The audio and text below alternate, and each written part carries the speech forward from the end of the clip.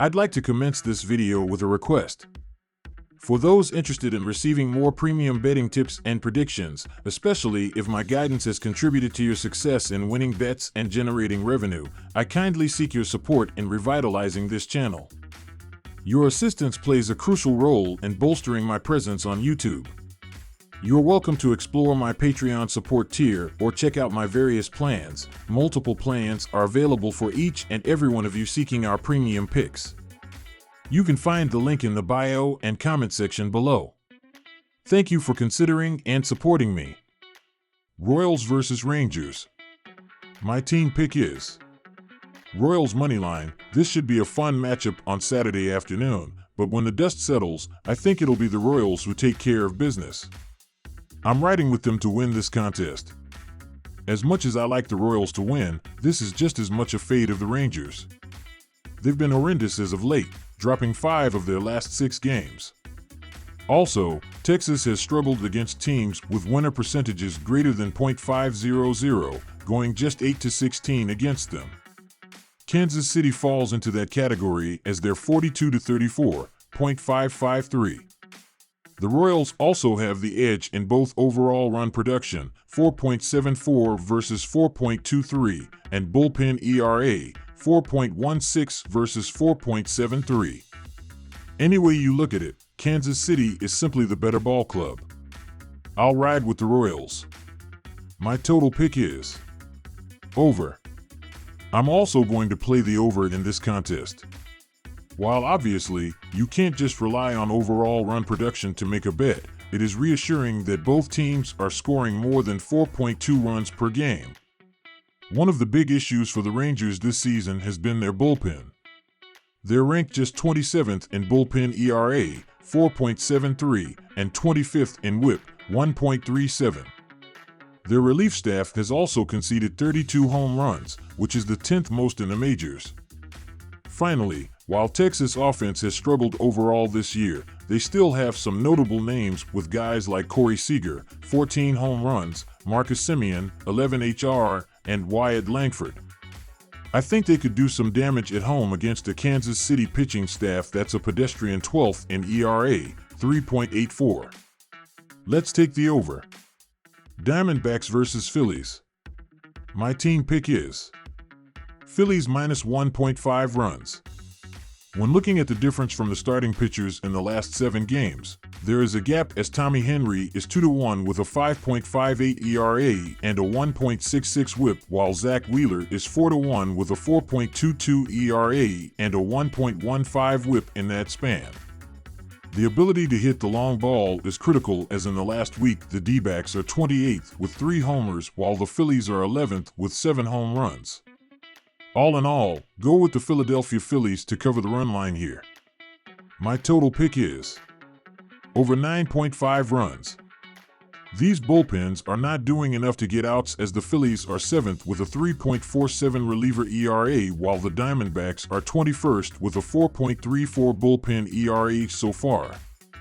Even looking at the offensive production in the previous 15 days, these teams are scoring well, as Arizona is averaging 5.67 runs per game in that span while Philadelphia is 4.55 runs per game. Go with over 9.5 runs in this game as the better option. Giants vs. Cardinals. My team pick is Giants moneyline.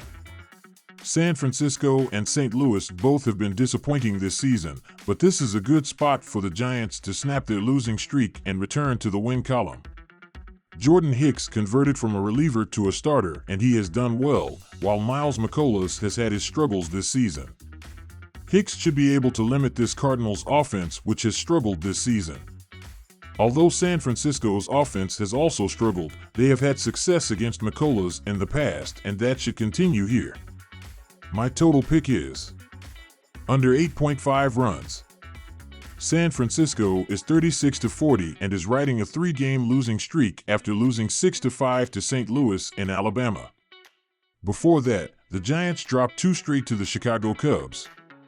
San Francisco is slashing .247/.318/.385, which ranks 12th, 10th, and 17th in the majors, while in June is slashing .242. .329/.402. Against McCullers, Casale hits .429 in 7 ABs, Chapman is 2 for 4, Ahmed is 1 for 3, Yastrzemski hits .250 in 8 ABs, and Estrada is 1 for 4. The Giants will be starting right-hander Jordan Hicks, who's 4-2 with a 2.82 ERA, and in his last start, the right-hander went 5 scoreless innings against the Cubs. On the road this season, Hicks is 2-1 with a 2.76 ERA. As a pitching staff, San Francisco has a team ERA of 4.45 ERA, which ranks 25th. St. Louis is 37-37 and in second place in the NL Central. The Cardinals are coming off the 6-5 win over San Francisco on Thursday to return to the win column after back-to-back losses to Miami. St. Louis will be starting right-hander Miles McCullers, who's 5-6 with a 4.59 ERA, while in his last start, he went 6.1 innings, allowing 1 run against the Cubs. At home, McCullers is 0-2 with a 4.59 ERA, while as a pitching staff, St. Louis has a team ERA of 3.95. The Cardinals offensively are slashing .237/.304/.375, which ranks 18th, 23rd, and 19th in the majors, while at home are slashing .241/.310/.380, and in June are slashing .241/.286/.389. Against Hicks, Crawford is 1 for 4, Arenado is 1 for 1, while Goldschmidt is 0 for 3, and Carpenter is 0 for 1. After these teams combined for 11 runs on Thursday, this is a good spot for the under to hit. We liked the over in Thursday's game due to the dimensions of the ballpark, but now that they are back at a regular MLB ballpark, both of these offenses have had their struggles this season. Both teams don't get a ton of base runners, which will help the under hit. This season, St. Louis is 40-31-3 in hitting the under, and although San Francisco is 33-41-2, this seems like a 3-2, 4-2 type of game here. Take the under. White Sox versus Tigers. My team pick is Tigers to win. Detroit was shut out by the Braves in their most recent outing, losing by a score of 7-0. 3 different players had multi-hit games, but they were not able to score in the effort. Detroit managed 8 hits in total and only 1 walk on the day. Tarik Skubal had a subpar performance, giving up 4 earned runs in 4 innings pitched while striking out 7 and walking 2. The biggest free agency signing was the former Twin in Kenta Maeda for 2 years and $24 million. Detroit also signed Gio Urshela, 1 year $1.5 million, Shelby Miller, 1 year $3.0 million, Jack Flaherty, 1 year $14 million, and Andrew Chafin, 1 year $4.75 million. Miguel Cabrera made it clear he was not going to be playing after 2023, but the Tigers did him a favor by declining his option and giving him an $8 million buyout instead of Cabrera retiring and forfeiting the $8 million. Javier Baez declined his opt-out to stay with Detroit for 4 years and $98 million, while Eduardo Rodriguez opted out of his contract. The Tigers also exercised the options for Carson Kelly and Mark Canha after acquiring the latter in the offseason in the trade market. Other than that, no major move was made in the trade market for Detroit. Colt Keith was signed to a 6-year extension for $28.6425 million, with 3 club options, and some notable losses include Matthew Boyd, Spencer Turnbull, Austin Meadows, and Tyler Nevin. Kenta Maeda will be the starter as the Tigers try to climb back to mediocrity. While he has had some good starts this season, his current ERA for the year is at an ugly 6.02, and he has a 2-3 record through 12 starts. He also has 36 strikeouts and 18 walks through 49.1 innings to go with a 1.40 whip. He has not been able to go more than 5 innings in his last 5 starts, and in his last start against the Astros, Maeda gave up 4 runs on 5 hits in 5 innings pitched.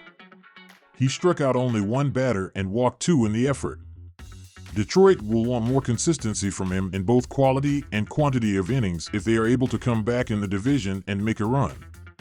Not only are the White Sox the worst team in baseball, but they will also be trotting out a rather inexperienced pitcher to start for them.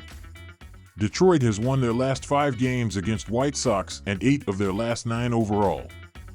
Maeda has struggled this season, but he has had more than a few quality starts to his name this year. I believe he can do it against a rather weak lineup in Chicago, while I don't expect much from the rookie Thorpe. To top it off, Chicago is an absurd 7-31 on the road this year. I'll take the Tigers in this case, most likely on the money line, as they have won by only 1 run in their last 4 meetings against the White Sox. My total pick is under 8.5 runs. While we don't know the total yet, we can take a look at Detroit's recent scoring form to help us make a decision. The Tigers have scored 1 run or less in 5 of their last 6 games, and the White Sox are averaging only 3.2 runs per game in their last 10 games. Overall, this season, the White Sox have averaged 3.09 runs per game, worst in the MLB. Detroit has gone 6-1 in their last 7 on the under, while Chicago has gone 6-2 in their last 8 on the under. I believe the oddsmakers will raise the total a bit due to the starters and their woes this season, but Maeda can still pull off a quality start, and Thorpe had 1 good outing before his putrid second start. Chicago has hit the under in the majority of their games this year, and the Tigers are just shy of a top 10 bullpen ERA this season. Assuming the total is 8 or higher, I'm taking the under.